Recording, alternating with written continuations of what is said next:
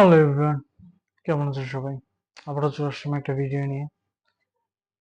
এই ভিডিওটাতে আমি যে স্টোরিটা বলবো এটা আমি মসজিদে গিয়ে এক ইমাম সাহেবের কাছ থেকে শুনছি। তো আসল মূল পয়েন্টে আসি।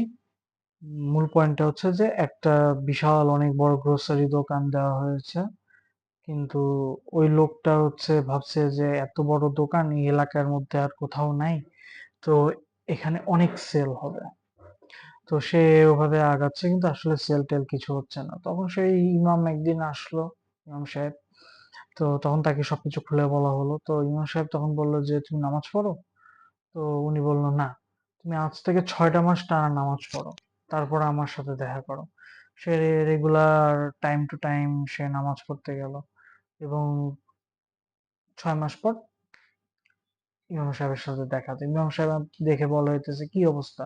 সে তো হাসি খুশি তামাশ মানে খুব উৎফুল্ল হয়ে বলতেছে যে ইমাম সাহেব, আপনি যে এটা পরামর্শ দিচ্ছেন এটা তো একেবারে মানে সেরা পরামর্শ, এবং যার ফলে আজকে আমার একটা দোকানের থেকে আমার 6টা দোকান হয়ে গেছে 6 মাসে।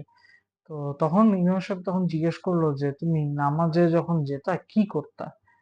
ইমাম সাহেব যেমন উজু টুজু করে আমি নামাজ টামাজ পড়তাম। তো তারপর কি করতা?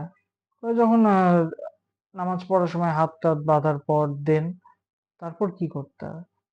তারপরে হচ্ছে সূরা ফাতিহাটাতে পড়তে যখন আমি যেতাম, তখন আমার দুনিয়াদারি সব চিন্তা ভাবনা চলে আসতো।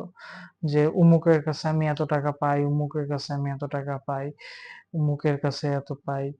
আহ তো মানে সারা দুনিয়ার চিন্তাধারা ওই জায়গায় চলে আসতো। তো তখন ইমাম সাহেব আমাকে ওই লোকটাকে বলে যে তুমি যে নামাজ পড়তে গেছো, ওই সময় তোমার সারা দুনিয়ার চিন্তা আসছে, কিন্তু তোমার নামাজ থেকে বের হয়ে যাওয়ার পর তোমার চিন্তা আসে নাই।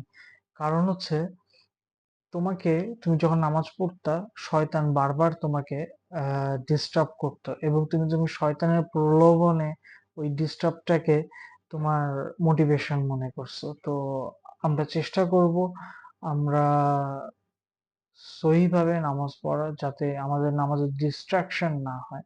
তো আজকের ভিডিও এই পর্যন্তই, স্টোরিটা এই পর্যন্তই। আল্লাহ হাফেজ।